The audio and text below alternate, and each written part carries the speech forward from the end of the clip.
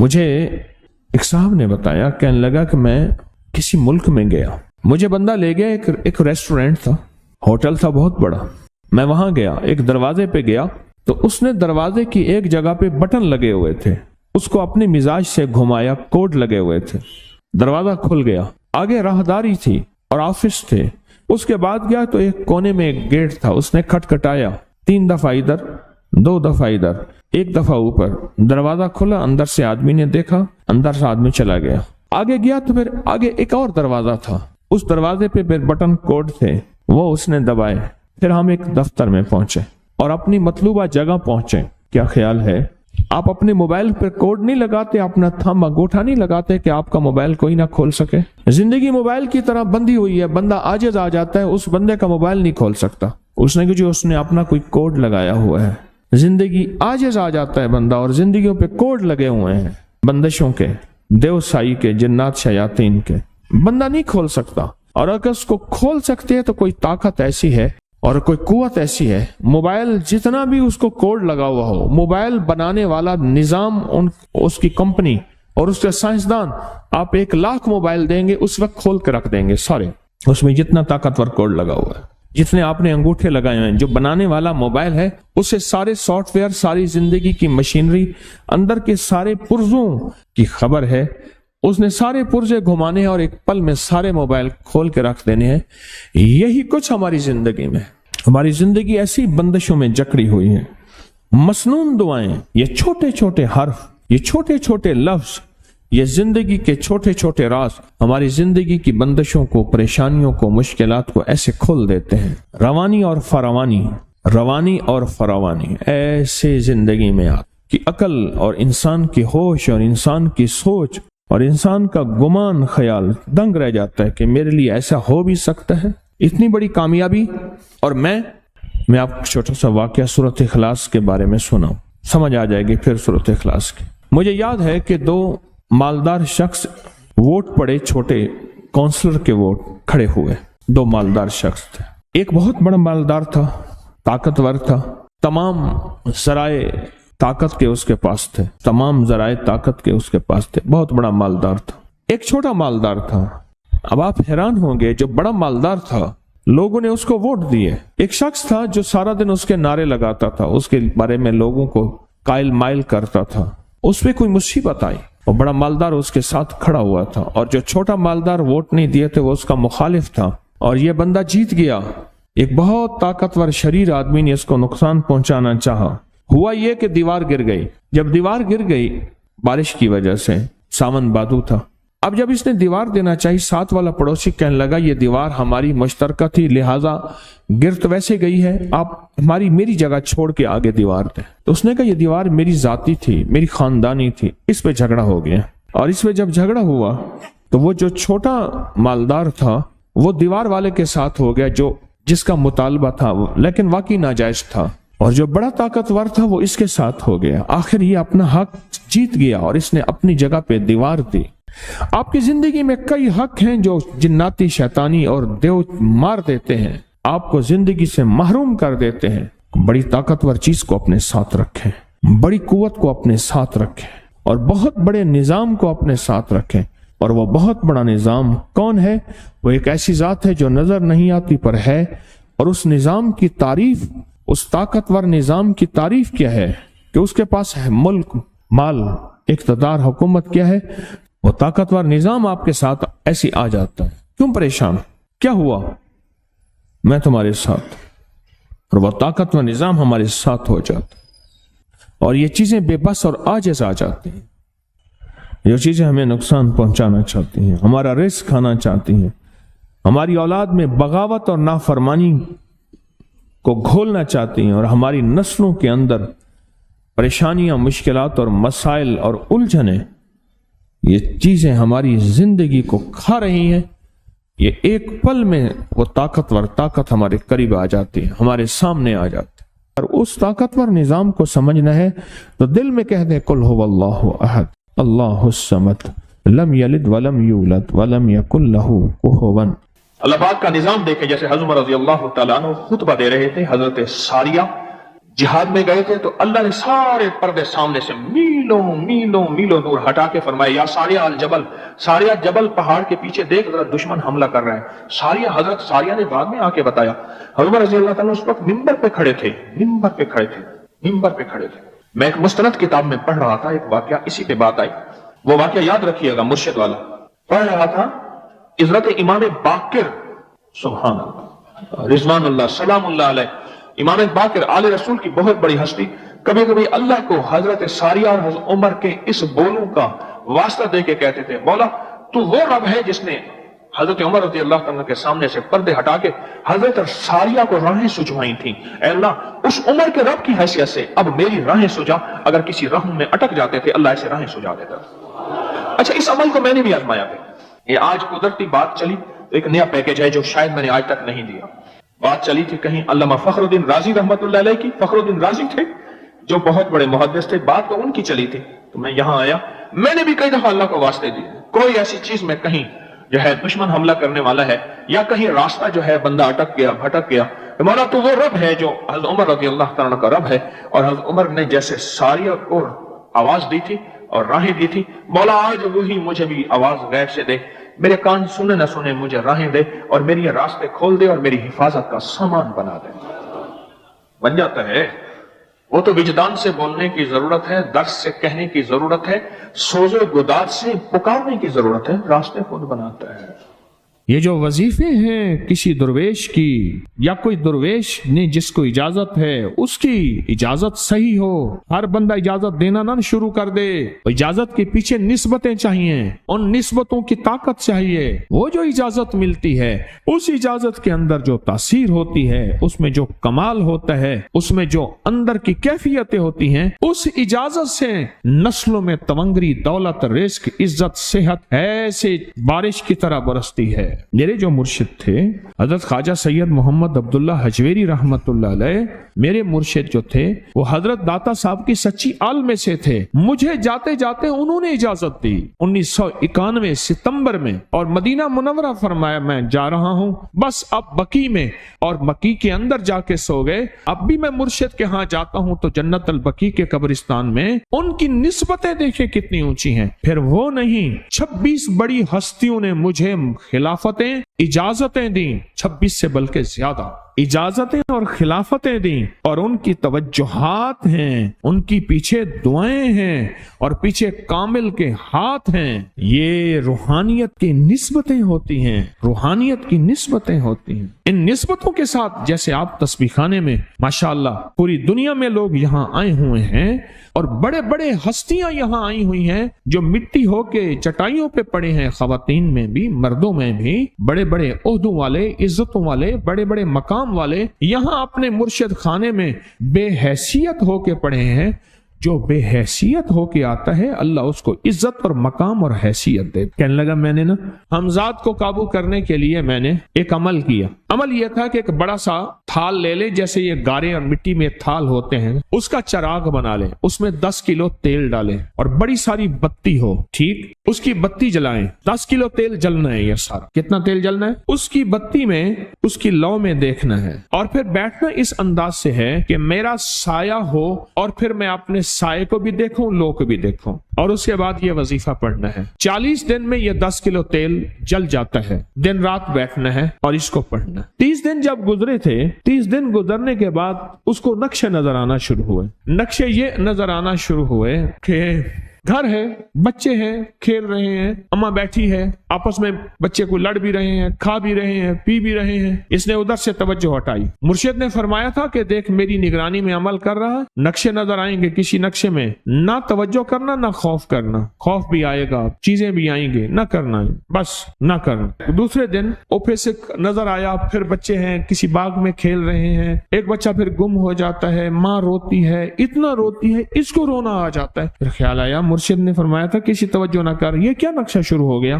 اچھا پھر 2 دن کے بعد نقشہ آیا، بچے کھیلتے کھیلتے کھجور پہ چڑھ گئے، ایک بچہ جو اوپر سے گرا اس کے بازو ٹوٹ گئی، لات ٹوٹ گئی، اب پتہ چلا وہ تو مر گیا۔ اب اس کی میت پہ جو اماں نے بین ڈالے، جو ابے نے روئے اور گھر کی مائیاں روئیں، اصل اس کو وظیفے سے ہٹانا تھا اور اس کی نظر جو وہ وہاں ہے وہاں سے نظر سے ہٹانا تھا۔ پھر اس کو مرشد کا خیال آیا کہ توجہ نہیں ہٹانی، دھیان نہیں ہٹانا. پھر خیال آیا جب مرشد کامل ہو فائدہ کبھی نہیں ہوگا جب تک یقین کامل نہ. اصل توجہ ہٹانی ہے. اور بہت زیادہ رونا اور اتنا رونا کہ سرکار کا خیال آیا بچے کو لے جا رہے ہیں، اس کی میت پھر قبر کھود رہے ہیں، پھر اس کا یہ کر رہے ہیں. رونا اتنا کہ اس کے آنسوں، رونے کی کوئی کیفیت تھی مائیوں کی. 2 دن ابھی رہتے تھے 40 دن میں سے. تو پھر وہی گھر نظر آیا، بچے کھیل رہے ہیں. شوہر آیا، اس نے آ کے کہا مجھے روٹی دو. اس نے کہا گھر میں تو کچھ بھی نہیں ہے، لکڑیاں ہی نہیں ہیں، آپ نے کچھ دیا ہی نہیں. میاں بیوی کی لڑائی ہو گئی. اس نے کہا پھر ٹھیک ہے میں آج سب کو جلا دے.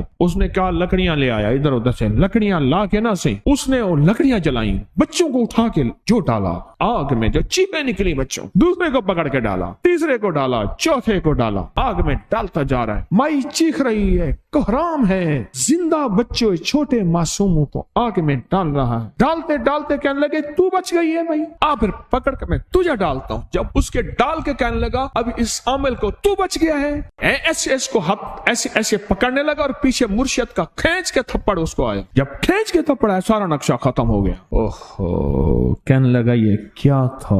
مرشد کامل ایسا ہوئے جرا لولوں دے وچ وسے ہو، نال نگاہ دے پاک کریندا، نہ صابن سجی گھتے ہو. یہ اس وقت ہوگا جب یقین ہوگا. جب تیرا یقین کمزور ہے، مرشد کامل ہے، یقین کامل نہیں ہے، ناکام رہے گا ساری زندگی، تھرمامیٹر لگاتا رہے گا. کوئی کہہ دے گا کہ تیرا مرشد 1 نمبر ہے، ولی ہے، کہا سبحان اللہ. کوئی کہہ دے گا 2 نمبر ہے، کہے توبہ توبہ. ساری عمر اسی زندگی میں رہے گا، کبھی نہیں پا سکے گا. 40 دن کے بعد مرشد کی خدمت میں حاضر ہوا اور سارے نقشے بتائے. فرمایا نہ بتاؤ، ہم دیکھ رہے. علامہ فخر الدین رازی رحمت اللہ علیہ کا مشہور واقعہ ہے. مرید جو ہے آپ کا سینکڑوں میل دور، اور وہ مرید وہ تھا جو ساری عمر اللہ کے وجود کو کہتا رہا کہ اللہ کے وجود کو نہ ماننے والے کہتے تھے کوئی اللہ نہیں ہے، کہاں ہے دکھاؤ، ہر چیز خود بخود بن گئی ہے، خود بخود ختم ہو جائے گی. ان کے پاس 100 دلیلیں تھیں. کتنی 100 دلیلیں تھیں، اور آج تک ان کی دلیلوں کو کوئی توڑ نہیں سکا تھا اللہ کے وجود پہ. آخری وقت ہے، اور آخری وقت کے اندر ایک دروازہ کھٹکھٹایا کسی نے کہ جناب ایک بزرگ آپ سے ملنے آئے ہیں.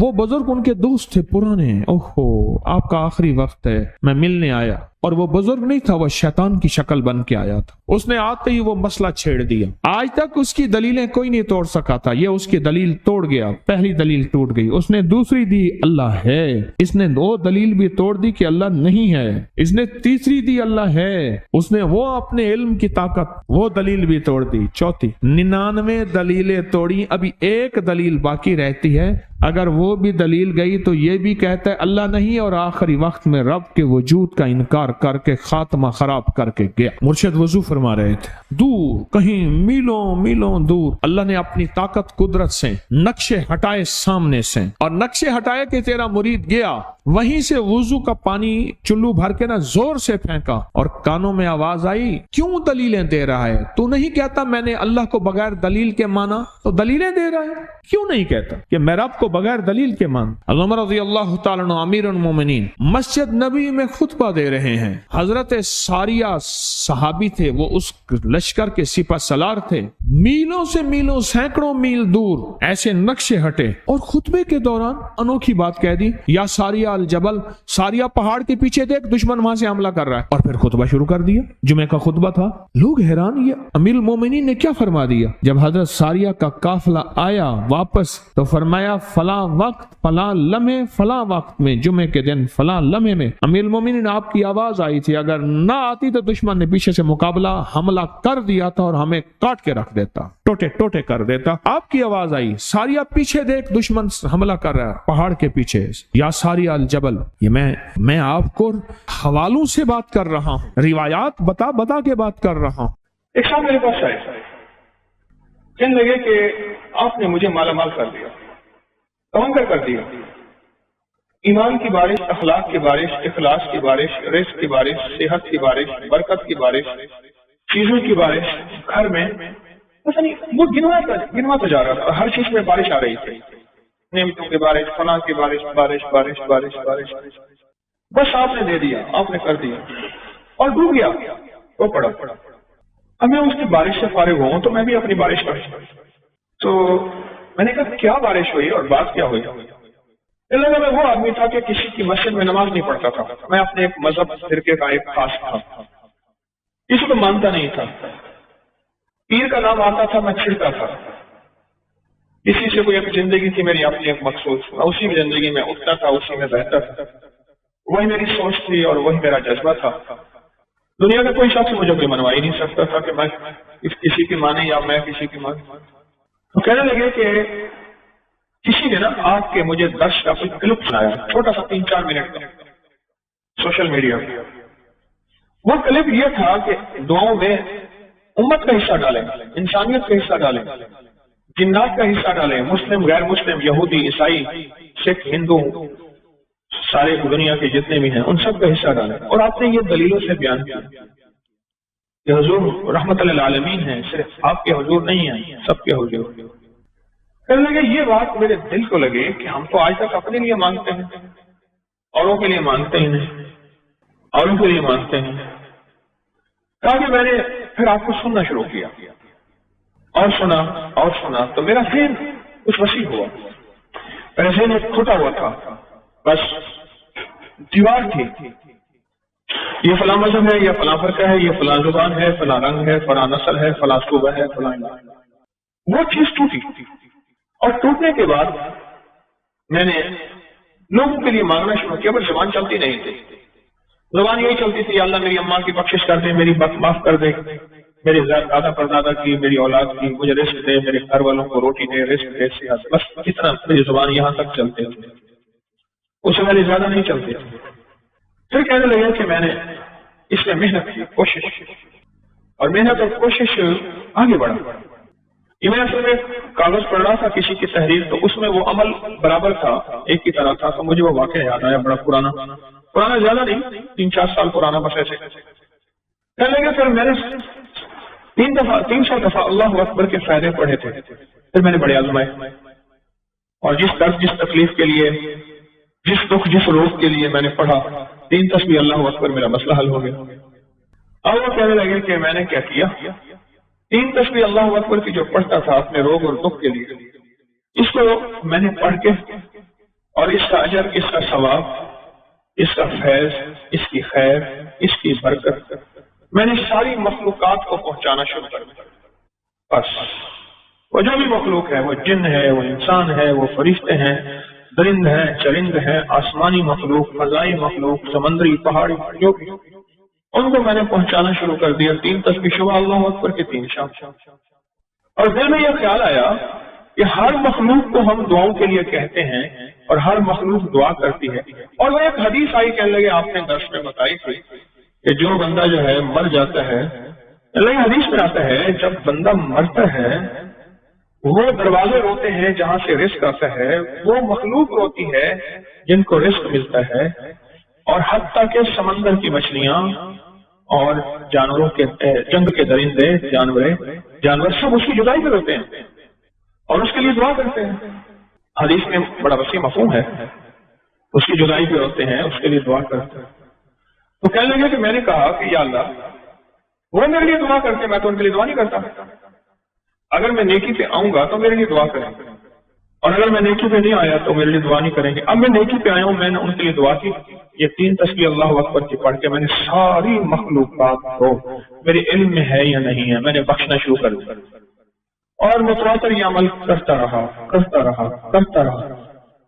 لگا کو 2.5-3 سال ہی گزرے تھے. اچانک میرا ایک پل میں ایسے حالات میں پلٹا کھایا, اور ایک اچانک مجھے موقع مل گیا کہیں کاروبار, بزنس.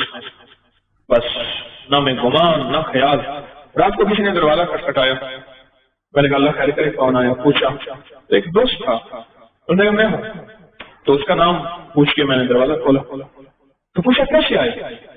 کہنے لگے کہ میں سوچ رہا تھا کہ میں نے کاروبار کرنا ہے, سرمایہ ہے, تیرے پاس محنت ہے, کوشش ہے, تو میں سرمایہ میرا ہے, کوشش تیری ہے, آج ہی کر لیں گے. اور وہ کاروبار کیا تھا, جنس کا کاروبار. میں نے کہا ٹھیک ہے, میں سارا دن فارغ ہی ہوں, اپنی محنت مزدوری تھوڑی سی کرتا ہوں, بس بچوں گھر کا گزارا ہو جاتا. وہ کہہ کے چلا گیا کہ صبح فلاں وقت میں آ جانا گولا منڈی میں. میں چلا گیا، اس نے مجھے بٹھا دیا. اب میرا ایک نیا تجربہ تھا، میں کیا کروں؟ میں نے کہا اللہ تو نے غیب سے روزی دی ہے، میں نے نہ مانگی ہے نہ میں نے گمان کیا ہے، تو نے غیب سے روزی دی ہے، لہٰذا بس اب سوچا بھی جائے میں نے کرنا کیا ہے. بس وہ کہنے لگے کہ پھر میرے لیے اللہ نے راہیں کھولتا گیا، خود بخود کھاتے بھی، حساب بھی، کتاب بھی، اور اتنا مال آیا سارے حیران، اور سب کہیں کہ جو آیا نا بندہ اسی وجہ سے آیا ہے. اور پہلے سال ہم نے جو آپس میں حصہ تقسیم کیا وہ اتنا حصہ تھا کہ میں نے بڑا گھر بھی لے لیا، بڑی سواری بھی لے لی، ایک بچے کی شادی کر لی، اور پھر بھی میرے پاس سرمایہ تھا. کہا کہ مجھے یقین آ گیا میں نے جو مخلوق کی خیر خواہی چاہی ہے، مخلوق کی خیر خواہش چاہیے. اللہ کو اپنی مخلوق بڑی پسند ہے. باپ فرما بردار ہو بیٹا یا نافرمان ہو، باپ کا تو باپ کا ہی ہوتا ہے. اللہ کو اپنی مخلوق بڑی پسند ہے. کہنے لگے میں نے جو مخلوق کی خدمت کی ہے، اس مخلوق کی خدمت پہ میرے رب نے یہ عطا کیا ہے، بس مجھے حیرت ہے. پھر میں نے اس عمل میں اور محنت شروع کی. جو بھی پڑھتا تھا وہ اللہ کی ساری مخلوق کو ہدیہ کر دیتا، ثواب مخلوق کو. بس جو ادھر سے میں نے کم پیش کیا ادھر سے اور پیش کیا، میری کام بننے لگے، میری مشکلیں سننے لگی. میرے دل میں اب غیر مسلموں کے لیے خیر خواہی، مسلمانوں کے ہر مستق فرقے کے لیے خیر خواہی، میرے دل میں اب سب کے لیے محبت، پیار. بس پھر تو کیا تھا، رب نے میرا ہاتھ پکڑ لیا کہ مجھے سہل ہو گئی منزلیں، کہ خزاں کے رخ بھی بدل گئے. تیرا ہاتھ میں آ گیا تو چراغ رخ کے بھی جل گئے. بس ایسی ہاتھ میں آ گیا، اور میں راتوں رات جیسے کہتے ہیں نا، میں تمنگر بن گیا. عزت، دولت، رزق، صحت، پتہ نہیں کیا نعمتیں مجھے